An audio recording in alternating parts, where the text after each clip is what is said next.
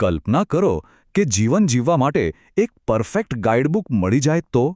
બસ, આજે આપણે એવા જ એક અનોખા ગ્રંથ શિક્ષાપત્રી વિશે થોડી વાત કરવાના છીએ.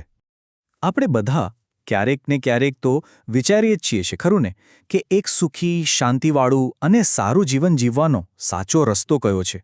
આ એક એવી શોધ છે જે માણસ સદીઓથી કરતો આવ્યો છે. તો આ જે મોટો સવાલ છે ને એનો એકદમ સચોટ જવાબ આપણને શિક્ષાપત્રીમાં મળે છે. શિક્ષા એટલે શિખામણ અને પત્રી એટલે પત્ર. મતલબ કે એક એવો પત્ર જે જીવનના દરેક પાસાને સ્પર્શીને આપણને સાચી દિશા બતાવે છે. પણ સવાલ એ છે કે આ અદ્ભુત ગ્રંથ આવ્યો ક્યાંથી? ચાલો એના ઇતિહાસમાં થોડું ડોક્યું કરીએ અને સમજીએ કે આ ગાઈડબુક કોણે અને શા માટે બનાવી. તો જુઓ, આ ગ્રંથની રચના કરી છે ખુદ ભગવાન સ્વામિનારાયણે. તારીખ હતી વસંત પંચમી, વર્ષ હતું 1826.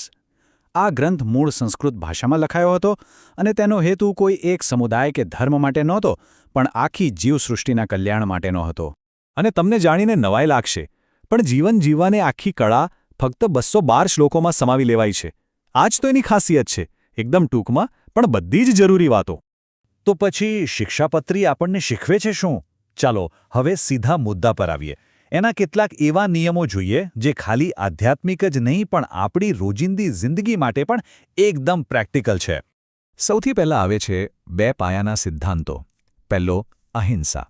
અને અહીં અહિંસાનો મતલબ ખાલી કોઈને શારીરિક નુકસાન ન પહોંચાડવું એટલું જ નથી, પણ યજ્ઞ જેવા ધાર્મિક કાર્યોમાં પણ કોઈ જીવને તકલીફ ન થવી જોઈએ. અને બીજું, સત્ય. પણ કેવું સત્ય? એવું સત્ય જે બીજાના હિતમાં હોય, કોઈને દુઃખ પહોંચાડે એવું કઠોર નહીં. શિક્ષાપત્રીમાં પર્સનલ હેલ્થ અને ડિસિપ્લિન પર પણ ખૂબ ભાર મૂકવામાં આવ્યો છે. ખાસ કરીને કહ્યું છે કે કોઈ પણ પ્રકારના નશાથી દૂર રહેવું અને રોજ સવારે સ્નાન કરીને સ્વચ્છ કપડાં પહેરવા. એકદમ સિમ્પલ પણ ખૂબ જ જરૂરી વાત.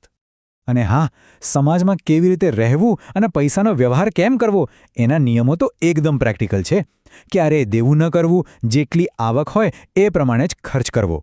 આ સિદ્ધાંતો આજે પણ એટલા જ લાગુ પડે છે, નહીં? આ તો થઈ બધી વ્યવહારુ વાતો, પણ આધ્યાત્મિક વિકાસનું શું? એના માટે પણ સ્પષ્ટ માર્ગદર્શન છે. જેમ કે રોજ મનથી ભગવાનની પૂજા કરવી અને હંમેશા એમના નામનું સ્મરણ કરતા રહેવું. શિક્ષાપત્રીની સૌથી ખાસ વાત શું છે ખબર છે? એ કોઈ એક ચોક્કસ વર્ગ માટે નથી.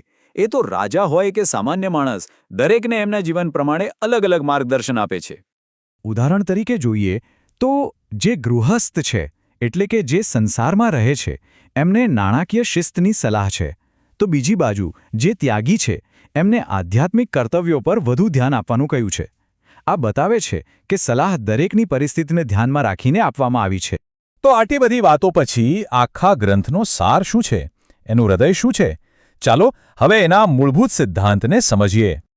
આખી શિક્ષાપત્રીનું નિચોડ, એનું તત્વજ્ઞાન જો એક જ વાક્યમાં કહેવું હોય તો એ પણ શક્ય છે.